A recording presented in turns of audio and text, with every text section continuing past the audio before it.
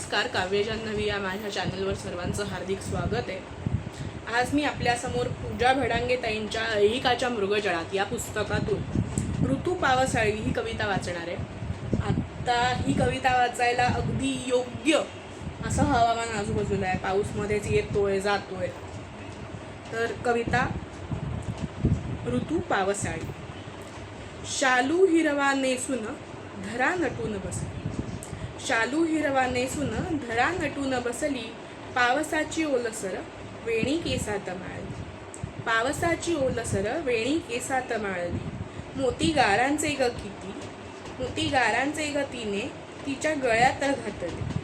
मोती गारांचे ग तिने तिच्या गळ्यात घातले. कडे चंदनी फांद्यांचे तिच्या दंडात रुतले.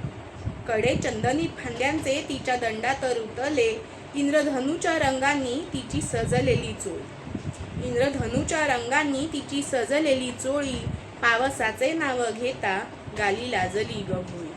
पावसाचे नाव घेता गाली लाजली ग भोळी. वाहे झरा झुळझुळ तिच्या पदरावरून. वाहे झरा झुळझुळ तिच्या पदरावरून. काठावर ती विणले तिने चमकते ऊन. कळ्या फुलांना जाणवे तिच्यातला हा बदल. कळ्या फुलांना जाणवे तिच्यातला हा बदल. ऋतू पावसाळी होता धरा होते मखमल. ऋतू पावसाळी होता धरा होते मखमल. तर ही कविता जेव्हा पावसाचं वातावरण असतं तेव्हा किती सुंदर दिसते आपली धरा, धरती, पृथ्वी जी हिरव्या रंगाच्या शालूने नटलेली असते. कारण झाडा पानांना पुन्हा एक नवीन पालवी फुटलेली असते. हिरवी हिरवी कोळी पानं त्यांच्यावर असतात. अतिशय सुंदर वातावरण असतं आजूबाजूचं. मध्येच पाऊस पडतोय, मध्येच ऊन येतोय.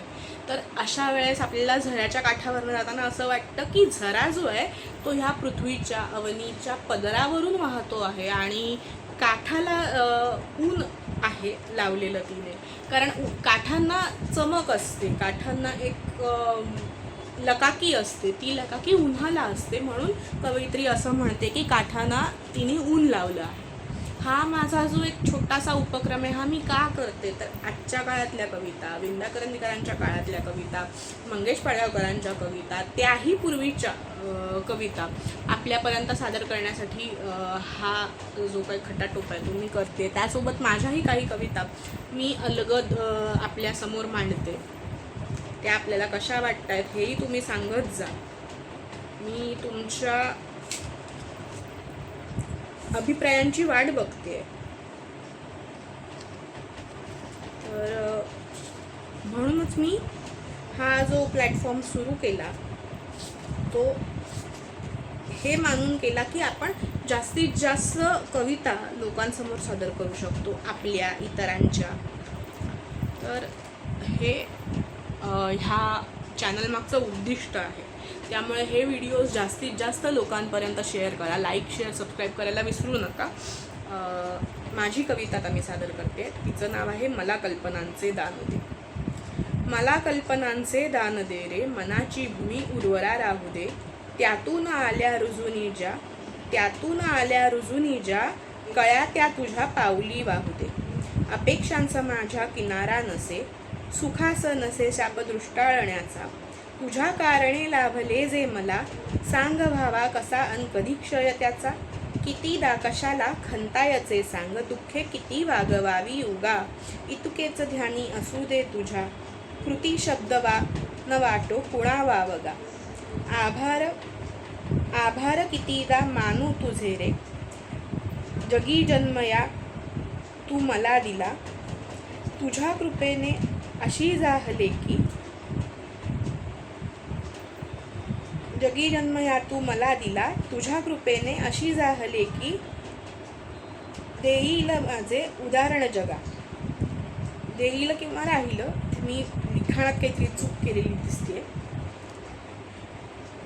देईलच, देईल माझे उदाहरण जगा.